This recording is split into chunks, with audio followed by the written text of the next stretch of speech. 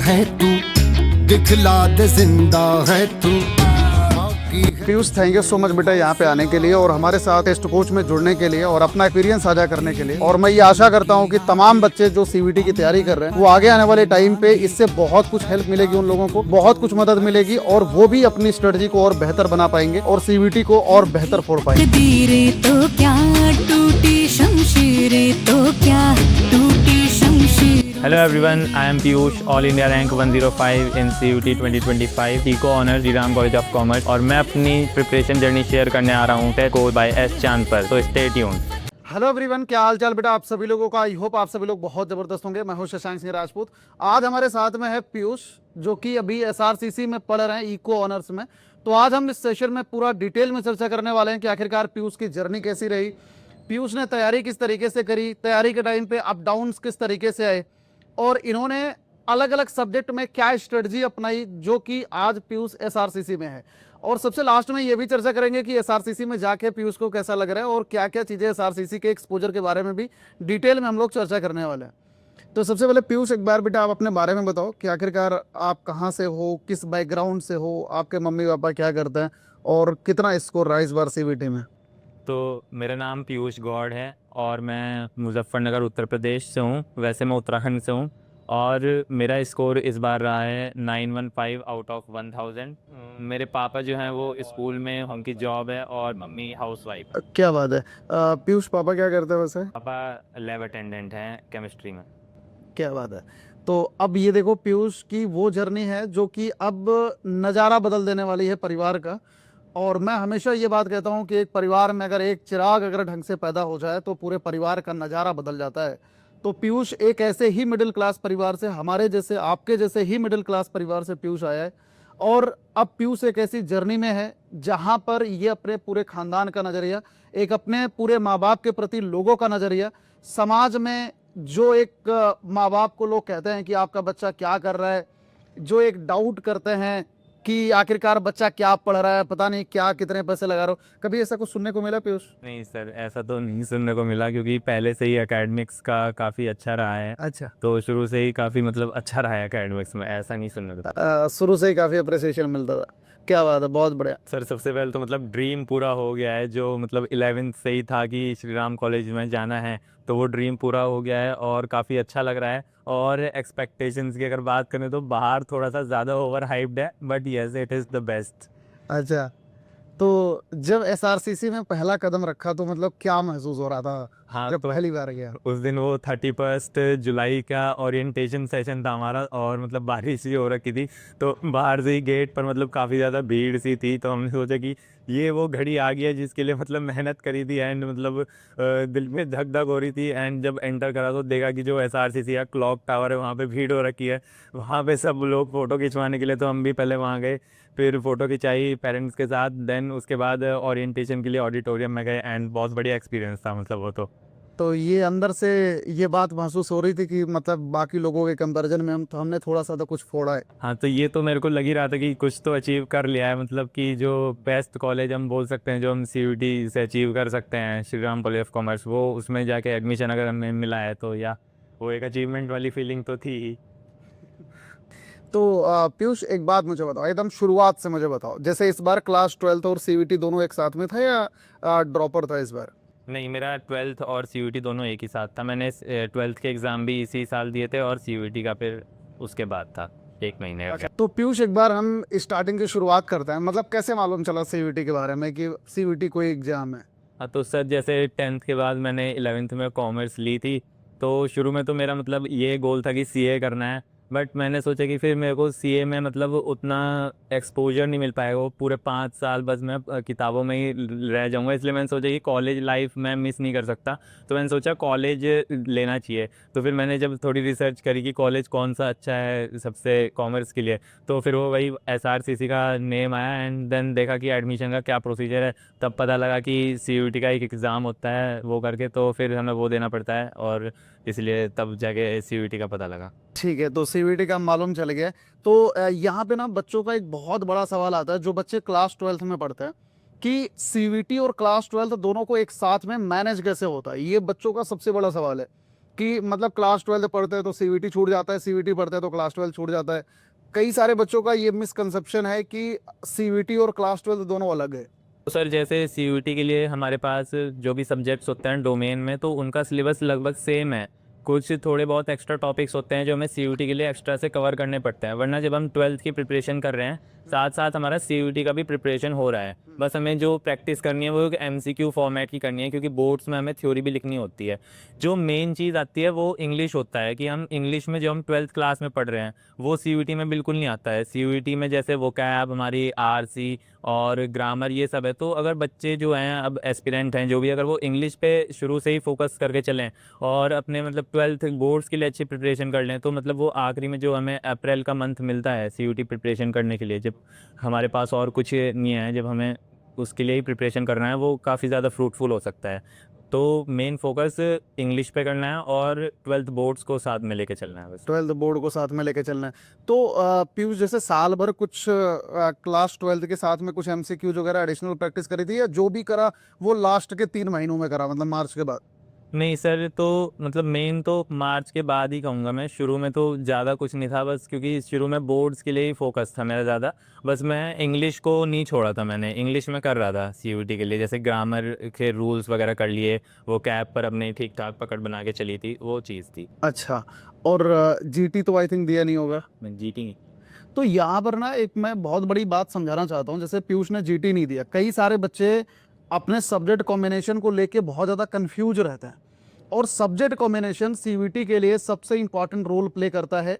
क्योंकि अगर आप सब्जेक्ट कॉम्बिनेशन को अच्छी तरीके से समझ जाते हो, आप उन्हीं चीज़ों को पढ़ोगे जो आपके लिए ज़रूरी है।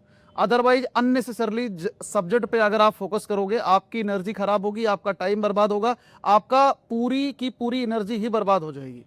तो बेहतर ये है कि आप एक बार को अपने जो आपका टारगेट प्रोग्राम है, टारगेट कॉलेज है, आप एक बार सब्जेक्ट कॉम्बिनेशन पे रिसर्च करो, रिसर्च करके उनकी लिस्ट बनाओ और उसी हिसाब से ही आप पढ़ाई करो। जैसे पीयूष ने जीटी नहीं दिया, और जीटी में 3 सब्जेक्ट मेजर आते हैं, जहां पर क्वांट, रीजनिंग, करंट अफेयर्स, और 3 सब्जेक्ट एक्स्ट्रा बढ़ने का मतलब ये है कि आपका एडिशनल 3 सब्जेक्ट और बर्बाद होना तय है ना। तो आप अगर इस चीज़ को ऑप्टिमाइज कर ले जाते हो तो ये आपके लिए बहुत ही बेहतर रहेगा। तो पीयूष, यहाँ पर बेटा देखो, बच्चा पढ़ता सारा है ना, बहुत सारे बच्चे पढ़ते हैं, लेकिन कई सारे बच्चे ना इनको मैनेज नहीं कर पाते। जैसे लास्ट के 3 महीनों में कम से कम 4 डोमेन आपने मैनेज करा, तो किस तरीके से क्या मैनेज करा, मतलब क्या स्ट्रेटजी अपनाई थी उस टाइम पे? क्योंकि एक इंग्लिश रहा होगा, 3 डोमेन रहा होगा, तो किस तरीके से क्या स्ट्रेटजी अपनाई थी? तो सर जैसे तो सबसे पहले आपने कहा कि कोई भी एडिशनल सब्जेक्ट अपना कोर्स स्पेसिफिक ही रखना है, फालतू नहीं करना है। मेरे पास भी ऐसे मैंने जीटी नहीं दिया, मेरे पास इंग्लिश और 4 डोमेन थे। बट जैसे इस साल इकोनॉमिक्स का सिलेबस भी काफ़ी चेंज हुआ था, तो मैंने सोचा कि मैं उसमें उतना इफेक्टिव नहीं रह पाऊँगा। मैंने इकोनॉमिक्स पढ़ना भी छोड़ दिया था, मैंने बस इंग्लिश और बाकी जो अकाउंट्स, बीएसटी, मैथ है उन पर फोकस करा। उसमें मेरी ये स्ट्रेटजी रहती थी कि मैथ्स तो डेली करना है, मैथ्स नहीं छोड़ सकते, और इंग्लिश में भी वोकैब डेली करनी है। और क्योंकि बीएसटी में मेरा, क्योंकि सिलेबस बोर्ड्स के साथ ही कवर था, तो बीएसटी मेरा ऐसा था कि 2-3 दिन में एक मॉक देना है, और जो मतलब एरर्स आ रहे हैं उनको एक बार देख लेना है। बीएसटी मेरा यहाँ पर हो जाता था। अकाउंट्स मेरा था कि 2 दिन में मतलब करना है, मेरे को एक मॉक करना है, न्यूमेरिकल्स करने हैं, और थ्योरी मैंने सारी मतलब पढ़ ली थी ऑलमोस्ट।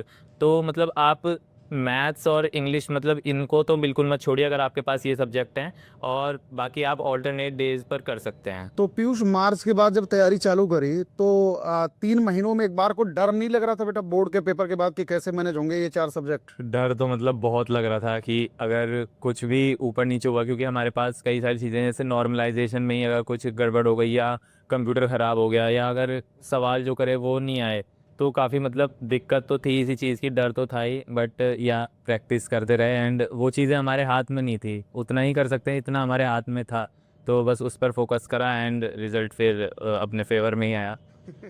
बहुत बढ़िया। तो पीयूष, यहाँ पर एक बात और बताना बेटा, जैसे तैयारी तो तमाम बच्चे करते हैं, है ना। एक तरफ तो हो गई पढ़ाई की, ठीक है, आपने सिलेबस को कंप्लीट कर लिया, तो स्कोर जैसे 913, 915 स्कोर करना अपने आप में बहुत बड़ी बात है, आउट ऑफ 1000।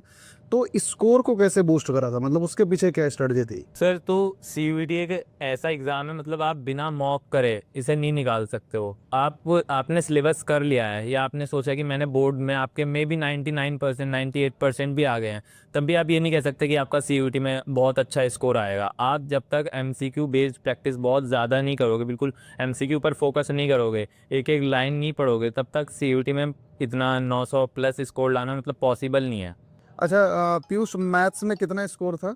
सर मेरा मैथ्स में था 197। ओवर 97 आउट ऑफ 250, जो कि बहुत बड़ी बात है यार इस बार मैथ्स में। तो मैथ में कैसे क्या क्या करा था, मतलब क्या स्ट्रेटजी रही थी मैथ्स में?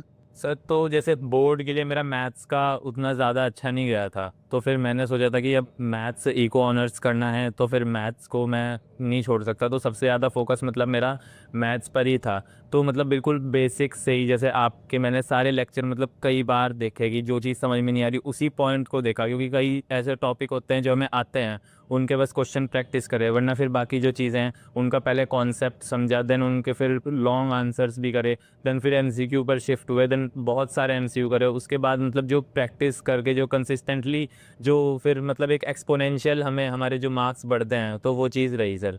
ओवरऑल कितने सवालों की प्रैक्टिस करी होगी पूरी मैथ्स में? लगभग 1500 से 2000 सवाल। 1500 से 2000? क्या बात है यार, सुपर। मतलब देखो, कम से कम 2000 सवालों की प्रैक्टिस तो करनी पड़ेगी अगर तुम्हारे को मैथ जैसा सब्जेक्ट फोड़ना है, कोई भी सब्जेक्ट अगर आपको फोड़ना है तो पीयूष कोई मतलब कोई ऐसी मैराथन बताओ जो बच्चों को देख के मतलब बस हो जाए, एक 2-4 वीडियो देख ले तो। सर तो मतलब 2-4 वीडियो से तो पहली चीज़ तो काम नहीं चलने वाला। अगर आपने अगर पूरे साल मस्ती में निकाल दिया है और आखिरी में सोच रहे हो कि 2-4 वीडियो देख के आप बहुत ज़्यादा स्कोर कर लोगे, तो वो नहीं होने वाला है। अगर आपका पूरे साल ठीक ठाक रहा है कि आप अच्छा स्कोर, थोड़ा एवरेज भी स्कोर कर रहे हो, देन आखिरी में आपके जो चैप्टर्स वीक हैं आप उनके वन शॉट पर जा सकते हो, देन उनके MCQ प्रैक्टिस ज़रूर कीजिए। और जो चैप्टर आपको लग रहा है कि आपका ये स्ट्रॉन्ग है, तो एक बार उनके भी प्रैक्टिस करके देख लो कि कहीं आप बस हवाई तीर तो नहीं मार रहे हो।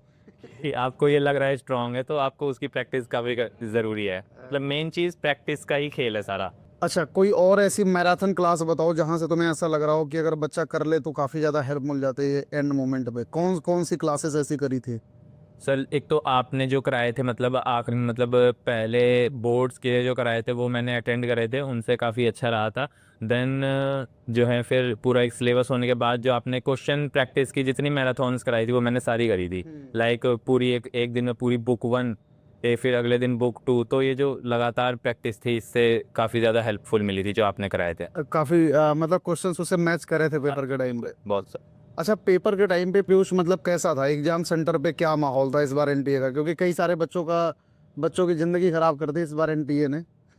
तो सर मेरे पे तो NTA थोड़ा दयावान रहा था कि सब कुछ ठीक था, इन्विजिलेटर भी काफ़ी मतलब अच्छे थे, ज़्यादा टाइम नहीं लिया था, जल्दी जल्दी कर लिया था, एंड कंप्यूटर भी बाय गॉड्स ग्रेस सही मिले थे, तो मेरे लिए तो NTA ठीक था। बट जैसे हमें काफ़ी केसेस और सुनने को मिले कि हमारे कंप्यूटर ख़राब थे या इन्विजिलेटर ने काफ़ी दिक्कत कर दी थी, तो अब NTA की वो दिक्कत तो है ही। हाँ हाँ। तो जैसे बुक लिस्ट क्या क्या फॉलो करी थी बेटा, जैसे ड्यूरिंग द प्रिपरेशन? तो सर मैथ्स के लिए तो जो NCERT करी थी पहली चीज़ वो थी, देन आपने जो क्वेश्चंस कराए थे वो थे, और मैं मैथ्स के लिए और जो PYQs मेरे को जहाँ से मिल रहे थे मैं वो कर रहा था। आपने भी कराए थे, वो मैथ्स के लिए मेरा इतना था।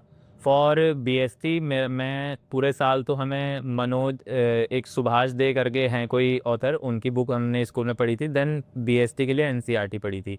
एंड जो भी एस्पिरेंट है BST के लिए NCERT पढ़ना काफ़ी ज़्यादा ज़रूरी है, एंड BST में 250 स्कोर है मेरा। तो और फिर अकाउंट्स में TS ग्रेवाल है एक बुक, उससे करा था पूरे 12th क्लास में, एंड देन आखिरी में NCERT पर भी मैं गया था। और मेरा जो बचा इंग्लिश के लिए तो मैंने एक रुबाइका मैम है उन्हें फॉलो करा था, और वो कैब मैंने न्यूज़पेपर से करी थी और प्रीवियस ईयर क्वेश्चंस। क्या बात है, ग्रेट। तो देखो, मेनली ना स्टडी रिसोर्स आपको बहुत ही लिमिटेड रखने हैं। अगर आप स्टडी रिसोर्स को लिमिटेड रखोगे, आप उन सब चीज़ों का रिवीजन उतना ज़्यादा बेहतर कर पाओगे। क्योंकि जब आपके लिमिटेड रिसोर्सेस होंगे, आप उन्हीं को बार बार को रिकॉल करोगे, उन्हीं को बार बार को रिवाइज करोगे, आपकी चीज़ें उतनी ज़्यादा कंसाइज होगी, और कंसाइज चीज़ों में ही आपका आउटकम ज़्यादा बेहतर आ सकता है। तो पीयूष ड्यूरिंग द प्रिपरेशन बेटा जैसे बुक लिस्ट क्या क्या फॉलो करा था उस टाइम पे? सर जैसे मैथ्स के लिए तो मैं पूरे साल एनसीईआरटी पे स्टिक रहा था और मैंने कोई बुक फॉलो नहीं करी थी, और आपने जितने भी क्वेश्चन मैराथन वीडियोस में ये सब कराए थे प्लस जो पीवाईक्यूज हैं मैं उनसे ही करा था बस। सब मेनली बस मोस्ट ऑफ द पेपर यहीं से आ गए। Yes sir. चलो बहुत बढ़िया। तो अभी कैसा लग रहा है, मतलब जब घर पे पहली बार पता लगा कि हाँ बच्चे का एसआरसीसी में हो गया है, तो मम्मी पापा का क्या रिएक्शन था? सर जैसे 19 जुलाई को शाम को 5 बजे का टाइम था, 4:58 पे मतलब मैं लैपटॉप खोल के बैठ गया था और उनकी वेबसाइट हैंग हो गई थी। मैं लगा चलो कुछ तो कर रहे हैं ये लोग। फिर मतलब 5:03 पे हमें दिखा कि हाँ SRCC eco honours Shri Ram college of commerce. तो मतलब मम्मी जी को तो आंसू से आ गए थे कि मतलब जो पूरा अप्रैल का महीना था वो मतलब 13 घंटे पढ़ाई का मैं मतलब कमरे से बाहर नहीं निकला था। अप्रैल में मैंने सबसे ज़्यादा अपने एफर्ट्स डाले थे। तो मम्मी को तो लगा था कि चलो मेहनत बढ़िया हुई, पापा ने भी मतलब अप्रिसिएशन करा। देन फिर उसके बाद आपसे भी बात हुई थी। हाँ वीडियो कॉल हुई थी। तो ये मतलब काफ़ी अच्छा उस दिन मतलब उससे पहले और उसके बाद में मतलब एक जो सुकून मिला था, क्योंकि उससे पहले कई दिनों से ये हो रहा था कि 19 तारीख कब आएगी और क्या होने वाला है। तो ये चीज़ मतलब काफ़ी अच्छा लगा था। वैसे ड्यूरिंग द प्रिपरेशन मुझे याद है जब तू जाता था पेपर देने के लिए, तो वो बोल के जाता था कि आज मैं 250 करके आने वाला हूँ इस वाले पेपर में। मैं सोचता था यार अगर इस लेवल की तैयारी है कि पहले ही बंदा बोल दे कि नहीं मेरे तो 250 आ रहे हैं आज, इसमें बस हमने झंडे गाड़ दिए, अब बाकी सब लोग देख लो, मैं एसआरसीसी जा रहा हूँ। एक बार तूने शायद ये भी लिखा था है ना? सर मैंने ऐसा लिखा था, भगवान मुझे रोक दें तो रोक दें, एनटीए की बस की बात नहीं है कि मुझे एसआरसीसी जाने से रोक दे।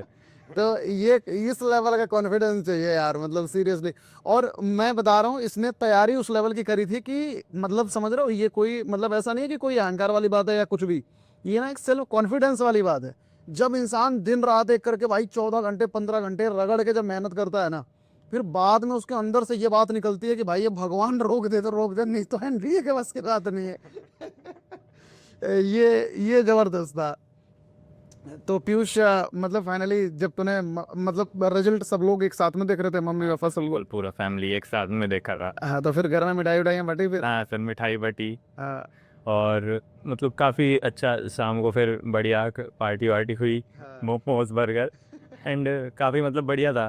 फिर उसके बाद से फिर मतलब जैसे एक टेंशन ख़त्म हुई कॉलेज कौन सा मिला, उसके बाद से फिर एकोमोडेशन एंड ये सब की चीज़ें, फिर ये सब शुरू हो गया था। हाँ, हाँ। इसके पहले एक फेज और भी था जब कमेंट सेक्शन में लिखता रहता था पीयूष सर ये बताओ 915 नंबर है, ये बताओ कौन सा कॉलेज मिलेगा, है नहीं? हाँ सर, उसमें आपने एक बार कहा था कि बेटा 915 में तो हो जाएगा, एसआरसीसी वाले उठा के ले जाएंगे, किडनैप कर लेंगे। इसको मैंने बोला था कि तेरे को एसआरसीसी वाले उठा के लेके जाएंगे गोदी में। तेरा कन्फर्म है एसआरसीसी। तो फाइनली आज पीयूष एसआरसीसी में बैठा है यार, बहुत अच्छा लग रहा है मुझे। तो पीयूष और बताओ, जैसे मान लो कोई बच्चा अगर आज की डेट में है जो कुछ भी नहीं पढ़ा रखा, तो उसे सीयूईटी कैसे चालू करना चाहिए? तो सर जैसे मई में एग्ज़ाम होंगे तो लगभग 8-9 महीने बच रखे हैं अभी।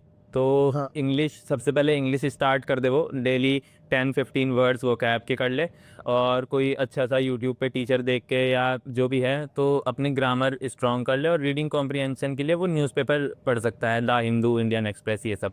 तो इंग्लिश वो ऐसे कर सकता है। अगर हम बात करें मैथ्स की या बाकी डोमेन्स की भी, तो जो उसका स्कूल में चल रहा है वो उसको उतना कर ले, दिसंबर जनवरी तक जैसे स्कूल में सिलेबस कवर हो जाता है सारा, तो उसका भी तब कवर हो जाएगा वो, तब से फिर एमसीक्यू पर शिफ्ट हो जाए, तब तक वो बोर्ड पर ही स्टिक रहे। तो अगर वो ऐसे, क्योंकि अब 8-9 महीने बचे हैं, अगर इन महीनों में मतलब कुछ अच्छे से वो पढ़ लेगा तो उसका कॉलेज मतलब उसको वो ड्रीम कॉलेज अचीव कर सकता है। भाई मैं बता रहा हूँ, पड़ोसियों का समाज का नजरिया बदल जाता है रातों रात। जिस दिन हाथ में आता है ना एसआरसीसी और हिंदू हंसराज का लेटर, उस दिन ना नजरिया बदल जाता है। तो पीयूष कॉलेज मिलने के बाद भी कुछ नौटंकी हुई थी या डायरेक्ट बढ़िया एडमिशन हो गया स्मूथली? नहीं सर, वो तो फिर कॉलेज एक बार हो गया था फिर तो स्मूथली एडमिशन हो गया था। पीयूष पढ़ते समय कभी ऐसा लगा कि मतलब यार अब नहीं हो पाएगा यार, ये मैक्सिमम है, मतलब अब दम टूट रहा है, मतलब जितना जल्दी हो सके अब खत्म कर दो यार ये? हाँ मतलब ये तो मतलब हर रोज फीलिंग आ गई थी, मतलब 15-20 अप्रैल के बाद तो यही थी यार कि एग्जाम बस करवा दें, अब और नहीं झेला जा रहा है कि ये प्रेशर जो है, कभी कोई सवाल नहीं हुआ, मॉक में कम नंबर आ गए, मतलब हर चीज़ का प्रेशर आ जाता था दिमाग में कि इस सब का, क्योंकि आउटकम वही है कि अपना कॉलेज नहीं मिलेगा हमें, तो वो काफ़ी ज़्यादा प्रेशर था, तो इसलिए बस यही लगता था कि जल्दी हो। और तो बाकी फिर जैसे भी था, डेट्स आ गई थी, फिर मतलब करना ही था वो, तो फिर कंसिस्टेंट रहे। अच्छा एक बात बताओ, आईटी पे लाइव क्लास अटेंड करता था रिकॉर्डेड? मैं सर जब कभी कभी लाइव करता था, वरना ज़्यादातर मैं रिकॉर्डेड करता था। रिकॉर्डेड करता हाँ था। जी। और जैसे पीडीएफ के नोट्स वगैरह भी बनाता था या पीडीएफ स्क्रॉल नहीं सर, नोट्स तो मैंने सारे बनाए हैं। पीडीएफ पे मैं कभी स्टिक नहीं रहा हूँ, कि मतलब मेरे को मज़ा नहीं आता था कि पीडीएफ या फ़ोन में क्या करूँ मैं इसका। मतलब ठीक है देखने के लिए, पर जब तक खुद से हाथ से लिख के वो बात नहीं आती थी सर। मोक आधे पे करके छोड़ता था या पूरा अटेंड करता नहीं सर, मॉक तो पूरा कर देता था। था? मोक करने के बाद एनालिसिस करता था या नहीं करता था? करता था सर, मतलब एकदम नहीं। मॉक करा, पता लग गया ठीक है 215 नंबर है, मैं कहा चलो 1 घंटा हो गया है, अब थोड़ी देर दिमाग फ्रेश करो, फिर देखते हैं क्या गलत हुआ है। जब मोक करते समय पहला स्कोर कितना आया था? मतलब जैसे मान लो कभी पेपर दिया हो और किसमें सबसे कम स्कोर आया था?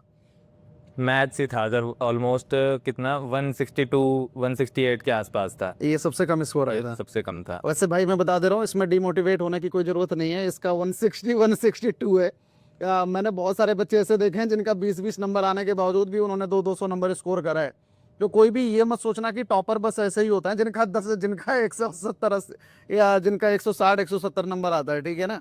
तो तुम लोग भी आराम से इम्प्रूव कर सकते हो। इट कैन बी इम्प्रूव्ड बहुत ज़्यादा आसानी से, बस आपका जो तरीका है वो सही होना चाहिए। तो पीयूष, एक मोक पे कितना टाइम देता था? जैसे मान लो मोक लगा लिया, फिर उसके बाद लगा होगा कि छोड़ दिया, सो गया, या उसके बाद एनालिसिस वगैरह भी करता था?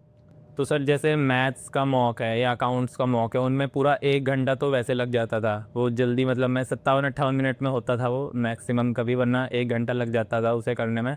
देन फिर उसके बाद कंटिन्यू नहीं करता था मैंने सोचा कि एक ये स्कोर पता लग गया है, उसके बाद थोड़ी देर बाद आया, फिर वापस मतलब एक बार देखा कि कौन से सवाल गलत हुए, उनके सॉल्यूशन नोट करे, कौन सा कॉन्सेप्ट इसमें लगाया, वो चीज़ एक बार देख ली। एंड ये ट्राई करता था कि ये सेम गलती आगे ना हो, आगे कोई गलती हो तो कोई नई गलती हो, नहीं गलती। ये सेम चीज़ ना रिपीट हो। एंड जो बीएसटी या फिर इंग्लिश का मॉक है वो मैं 35 मिनट्स में कर लेता था। 35 मिनट में 50 सवाल? क्या बात है यार, सुपर।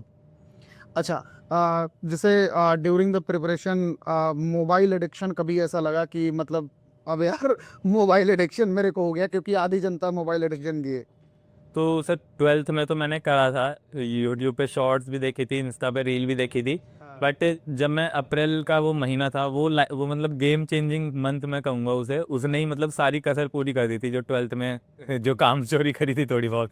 तो मतलब उस महीने में ना कोई इंस्टा ना यूट्यूब शॉर्ट, बस 13 घंटे 14 घंटे आज पढ़ाई को देने हैं तो देने ही हैं। अच्छा, कोई कोई उस टाइम कोई डिस्ट्रैक्शन नहीं, कुछ नहीं। कभी पबजी नहीं खेला इसके बीच में? पबजी तो मतलब पबजी तो खेला ही नहीं है कभी। और इंस्टाग्राम पे एक बात और बताओ, जैसे सोशल मीडिया कितना यूज करता था ड्यूरिंग द प्रिपरेशन? लाइक अप्रैल में तो नहीं करा मैंने बिल्कुल भी, उससे पहले तो वरना 1 घंटा 2 घंटा हो जाता था कभी कभी इंस्टाग्राम पे रील है? इंस्टाग्राम पे रील। तो भाई आईजी पे रील देखने वालों थोड़ा सा सावधान हो जाओ। देखो खुद का जो एक सेल्फ कंट्रोल है बेटा, जरूर रहना चाहिए, ठीक है ना। और मैं यहाँ पर एज ए टीचर आपको ये बात समझाना चाहता हूँ, रील देख के आपका फोकस वीक होता है। रील देखने में अपना टाइम खराब मत करिए, क्योंकि जो बना रहे हैं उनका तो प्रॉफिट है, लेकिन जो देख रहे हैं उनका बहुत बड़ा नुकसान है। और एज ए स्टूडेंट आप अपना टाइम बिल्कुल ख़राब मत करो रील पे, क्योंकि वो ये साल मत ख़राब करो, बाद में जाके भले ख़राब कर लेना, ठीक है। हाँ, क्योंकि तुम ना कई बार को होता ना, जैसे कभी किसी गलत संगति में ना जाना ही नहीं चाहिए। मतलब अगर कभी ऐसा लगे ना कि हमारे अंदर इतना सेल्फ कंट्रोल नहीं है, तो फिर हमें उस चीज़ में कदम ही नहीं रखना चाहिए। अगर तुम्हें ऐसा लग रहा है कि मैंने अगर एक बार रील देख ली तो हमारा दिन बर्बाद हो सकता है, तो फिर टच ही मत करो, ठीक है। तो ये चीज़ फॉलो करोगे, शायद तुम्हारे को बहुत हेल्प मिलेगी। तो पीयूष, और बताओ अपने बारे में, मतलब जैसे कभी ऐसा रात में पढ़ते पढ़ते ऐसा लग गया हो कि यार मतलब क्या चल रहा है यार ज़िंदगी में, कुछ मालूम नहीं है आगे क्या होने वाला है?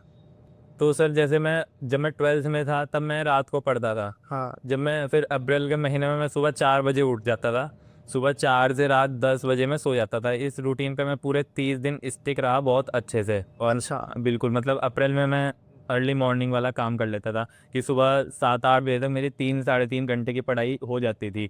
जो सबसे ज़्यादा हार्ड कॉन्सेप्ट है, एक बहुत ज़्यादा अकाउंट्स या मैथ्स का एक मॉक दे दिया, तो मतलब मेरे को लगता था हाँ दिन की शुरुआत काफ़ी अच्छी हो गई है। और जब हम सुबह सुबह ही 3.5 घंटे पढ़ लेते हैं तो एक और मोटिवेशन आता है कि चलो इसको डबल डिजिट आवर्स में लेके जाते हैं, कि और पूरा दिन मतलब फिर उसमें लगा देता था मैं पढ़ाई में। नींद नहीं आती थी पढ़ते टाइम? नहीं सर, नींद नहीं आती फिर।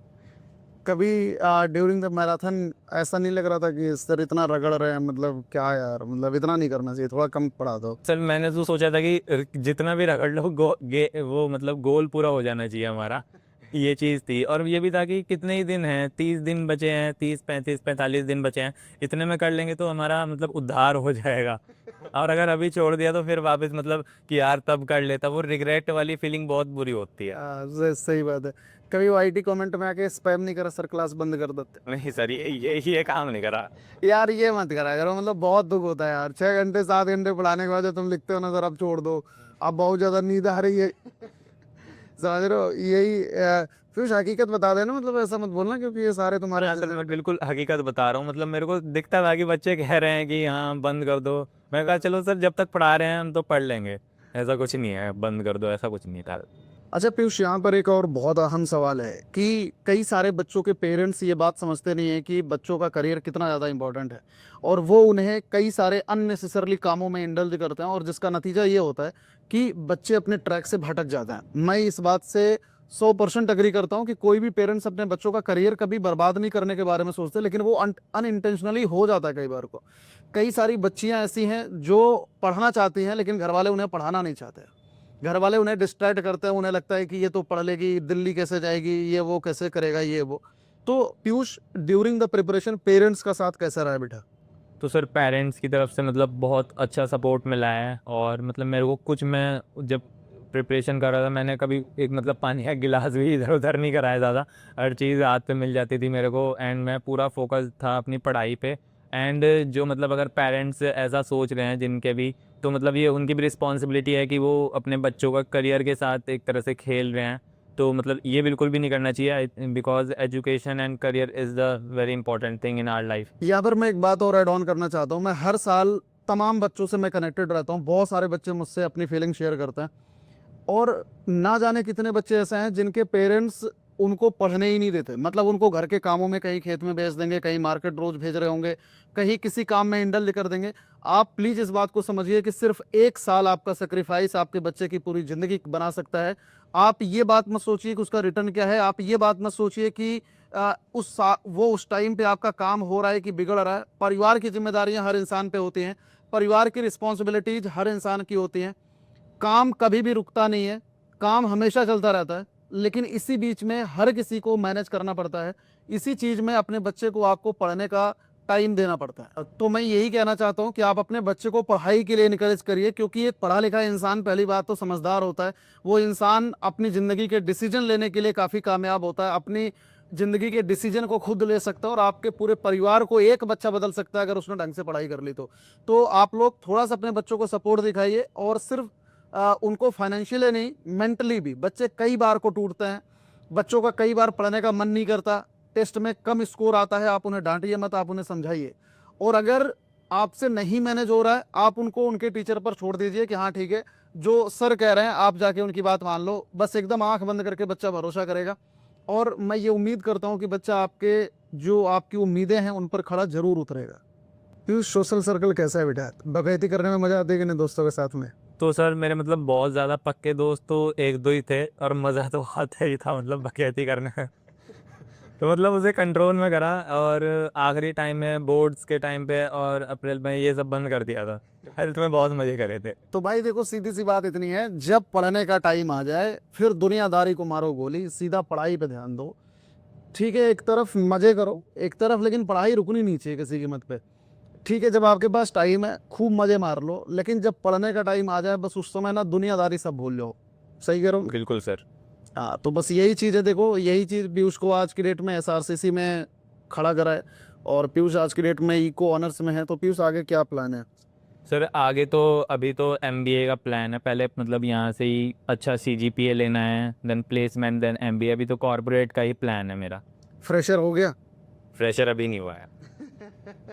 तो असली में जब फ्रेशर में आएगा, टेक फेस्ट वगैरह कुछ भौकाल पता लग रहा है एसआरसीसी का? हाँ बता तो रहे हैं कि क्रॉस रोड्स ऐसा फेस्ट बहुत बड़े बड़े होते हैं, देखते हैं क्या चीज़ है। तो ये देख लो, आज की डेट में पीयूष ऐसा है, 4 साल बाद कुछ और तरीके से होगा। 4 साल बाद भगवान करेंगे इसकी बहुत अच्छी ड्रीम जॉब लगेगी। और पीयूष एक बहुत ही मिडिल क्लास परिवार से है, और ये एक ऐसा बच्चा है जो अपने परिवार का नज़रिया, अपने परिवार की किस्मत बदल देने वाला है। तो आप लोगों से भी ये गुजारिश है, अच्छी तरीके से आप लोग पढ़ाई करिए और बस 1 साल की मेहनत आपकी पूरी ज़िंदगी, आपका पूरा सोशल स्टेटस, आपका सब कुछ बदल देगा। तो पीयूष, सबसे लास्ट मैसेज बेटा आप बच्चों को क्या कहना चाहता है?